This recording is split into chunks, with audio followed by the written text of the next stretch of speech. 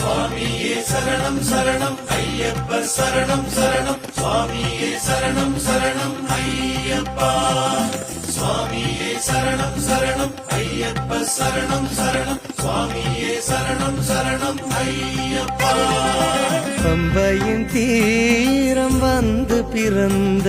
Shreemani கண்டனே Ayyappa